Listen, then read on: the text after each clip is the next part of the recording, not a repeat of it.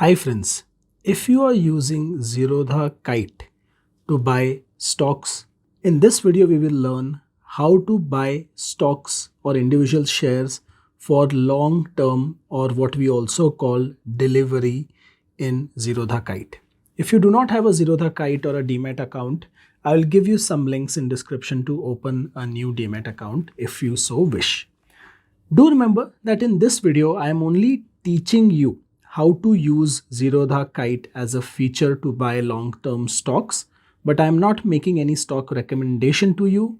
Neither am I going to post this video immediately. So none of what I do over here is a recommendation for you. It's only a feature of how to use this app.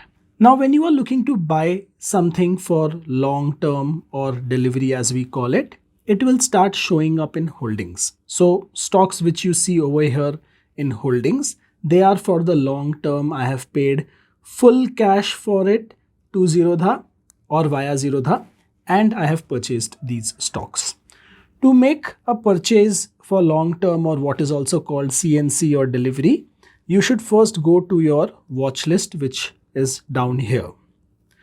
Within watch list, you will see an interface like this, and you will see this search bar. This is the search bar where you can look for individual stocks. You can find them and you can add them. So you can find stocks, ETFs, sovereign gold bonds which are traded, all of them by searching over here. So when I click on search and add, this interface opens. I can select any stock of my choice over here. So say if I select IDFC over here, it shows me IDFC in NSE, it shows me IDFC in BSE. It's immaterial at this point, whichever I select. Then there is IDFC Bank and some other IDFC futures, which we need not look at right now. So if I'm just looking to buy IDFC Bank or IDFC, my options are right here. Both NSE and BSE are shown over here. I'm going to simply just add the NSE variant of IDFC over here. And you will see in my watch list 1, this IDFC is now showing up. To buy IDFC for the long term, I need to click over here in this box. So I will click on the IDFC box and an interface like this will open, which has the buy and sell option. Since I am looking to buy right now, I have to click on buy. Now remember, when you come to this interface, there will be a lot of things which you will see. Don't be worried about it. I will run you through all of these things. It's not difficult at all. So there is regular, there is cover, there is AMO, and there is iceberg. Cover, AMO, iceberg, I have covered in other videos. At this point, you need not worry about them. We are placing a regular order over here where we will pay for this stock and we will get it in our holding for long term. The most important thing is to know your quantity and then the product. So if I want to buy say 10 quantity of IDFC, I will simply write 10 over here. My price by default is set to a limit. We'll come back to that in a moment. But most important that instead of MIS or intraday, we need to select long term and CNC over here. And you see a blue outline next to it denoting that it has been selected. Now the current price of IDFC is seen over here.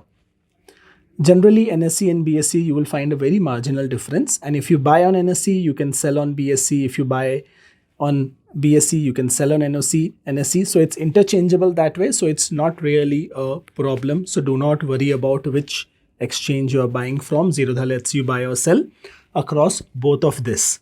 So again, if I buy it on NSE, I will be able to later sell it on BSE also. So don't worry. It's pretty much the same thing. I'm selecting NSE over here for my purchase. Now, if I set the price as limit, I can enter my own price, and if the market reaches this price, I will get my stock, or I can select market, which says whatever is the ongoing price, I want to buy at that price. Since my limit price is very close to the market price, I can simply go ahead with this limit. I don't see a problem with that. But there is a small chance that this price may not come back, and even because of this 5 paisa difference, my purchase may not happen. Let's go ahead with this. If need be, we can modify our order. Now, you will see a small segment over here which says margin and charges. Now, thankfully in Zerodha, buying, they do not levy any DP charges or major charges as such. Most of this is security transaction tax and stuff. But you should always click this refresh button over here, which will show you the actual amount you are going to pay to buy these stocks. So if my order of 10 quantity goes through at the price of 125.1, I will be paying 1251 rupees from my funds. I hope you have already added funds to your Zerodha account at this point. If you haven't added funds, I will just go back and show you that once you click your user profile here at the bottom, you will see an option called funds. Inside funds, you can see the amount of cash and margins available to make transactions. You can see I have over 29,000 rupees here currently. So I should be able to make this purchase of 10 quantity of IDFC easily.